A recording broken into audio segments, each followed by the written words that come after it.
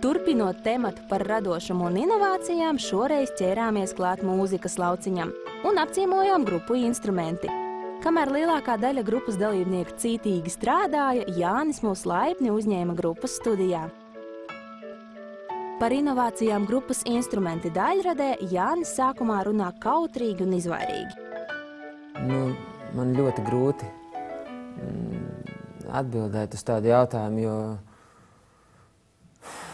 tas droši vien ir jānovērtē kādam, kurš to redz no malas, un ja jūs esat šodien atnākuši ciemos pie mums, tad jau acīm redzot, jūs kaut ko esat ievērojuši, kas jums liekas interesants. Tādā ziņā es varu teikt tikai paldies par novērtējumu. Tomēr Jānis atzīst, ka radot grupas Instrumenti mūziku, viņi nekad mērķtiecīgi nav centušies darīt kaut kā citādāk, lai atšķirtos. Jānis ar grupas biedriem mēģina domāt un darīt balstoties uz sajūtām, it kā viņi nezinātu, kā dara citi un ko no viņiem sagaida. Kas bieži vien ir pat ļoti sarežģīts uzdevums, jo jātiek galā ar spēcīgiem stereotipiem, klišejām un vecāku paudžu iestrādēm. Kā jebkuram, kuram ir kaut kas, ko teikt, tad, ja tu sevi definē to sajūtu, ka ir tādi kaut kādi pazemes grūdieni, kas tev saka, ka gribētos izteikties un ir tādas idejas, tad vienkārši tālāk jau praktiski mēģini un skaties, kā tu viņus var risināt. Un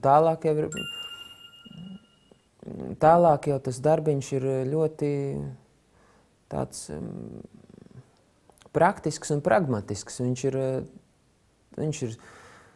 Tas nozīmē kaut kādu zināmu režīmu, disciplīnu un kaut kā jātiek no slinkuma vaļā.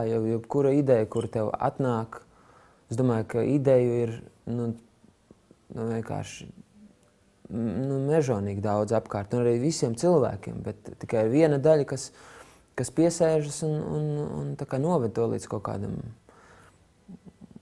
ne līdz galam, bet līdz kaut kāda veida praktiskai realizēšanai. Jānis atzīst, ka arī viņam gadās noslinkot, palaist kaut ko garām, bet tomēr visbiežāk viņš izjūt svētu pienākumu pret ideju, kas liek censties un iet uz priekšu. Jo neviens neko īsti neliek darīt. Tur tas arī tāda lieta tāda, ka tikai tu pats visu laiku sevi dzen, un tas arī pieprasa tādu papildus enerģiju. Jo tu esi gan tāds priekšnieks un padotais sev, un tu visu laiku spēlē divas lomas, un tad vienu brīdi tu mēģini kaut kur tur aizšmaukt, bet tu saproti, kur es te muļķoju. Es domāju, ka nav tā, ka ir talantīgi un netalantīgi cilvēki. Man liekas, ir tikai tie, kas notic tam, ka viņi kaut ko var darīt un atrod tiešām to īsto līniju, to īsto vibrāciju. Un tur nekas nav tāds absolūts. Un tas ir tāds, man liekas, par ko tāds normāls, tāds pie konkrētības pieredzes cilvēks var riktīgi izbesīties, kas ir tik pakļauts gaumei un tādam sabiedrības viedoklim, kurš dažkārt maldīgi norāda uz kaut kādām vērtībām konkrētajā laikā, un tad jau nomirst divas paaudzes, un tad tu saproti, ka tomēr tur bija tāds viens, kur uzskatīja par muļķi, bet kas ir tāda, kam ir tāds devums, kas ir spēcīgāks, iespējams, par visu to nāciju, kas tajā laikā dzīvoja. Par citiem skatuves kolēģiem Jānis izsakās atzinīgi, uzskatot, ka latviešu mūzikai kopumā piemīt radošuma un inovācijas gars. Ir. Man liekas, ka ir, noteikti ir. Kā man tāds tikko svaigs iespējas ir par tādu mūzikas klipiņu, ko es redzēju jaunajai Gustavo dziesmai. Man liekas, ka tas, kā viņš iesaista dažādas mākslas skaņas un tādas ļoti tādas starpžanrus un subžanrus, un tas, kā viņš eksistē, principā tādā ļoti nišas žanrā, bet to ir pavērsis pavisam tādā svaigā un tādā nepieradinātā veidā. Tas, man liekas, mums ir tāda ļoti jauka un tāda nacionāla vērtība. Uzmes kūpums, seja dziļi kapucē, katrs solis fiksē.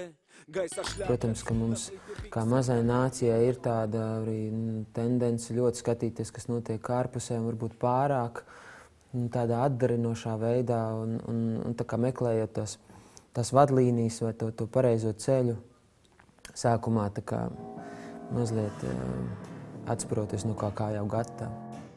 Šobrīd Jānim šķiet, ka nekad nevarētu pienākt brīdis, kad viss iespējamais mūzikā būtu jau radīts. Kaut arī kādreiz viņš par to nemaz nebija tik drošs. Es atceros tādus 11-gadnieka laikos skolā vēl, kad es centos spaidīt klavieru taustiņas un mēģināju atrast kaut kādas dziesmas. Un es sapratu, ka man galīgi nesnāk nekas. Un es sapratu, man bija tāda sajūta, ka varbūt tiešām varbūt nav vairāk. Vai ka, es salīdzinot to, ko es pats biju uztaisījis, man likās, ka tas ir kaut kāds tāds atgramojums tikai, un ka tas nav salīdzināms ar to visu, ko mēs mācījāmies skolā.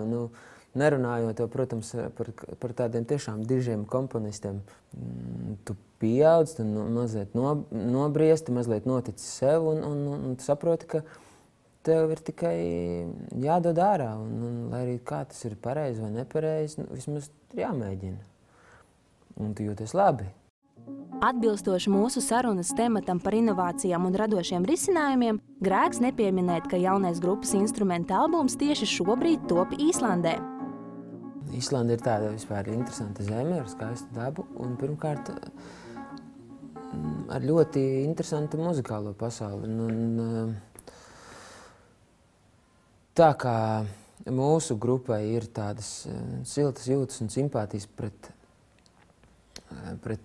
to skaņu, kas nāk no šī reģiona, un tieši varbūt arī tradīcijas, ierakstu tehnikas ziņā, tradīcijas dažādu tehnisko paņēmienu ziņā,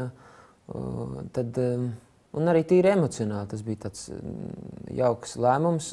Protams, tas nebija viegli to realizēt, bet mēs uz to gājām, mēs tam ticējām un mēs to paveicām. Un šī sadarbība savukārt mums lieliski aizved jau pie nākamā mūsu darbības etapa.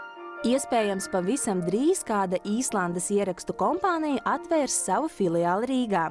Tādā veidā grupa Instrumenti mēģinās piedāvāt mūsu reģionu kā inovatīvu ierakstu studiju, veicinot mūzikas apriti caur mūsu valsti.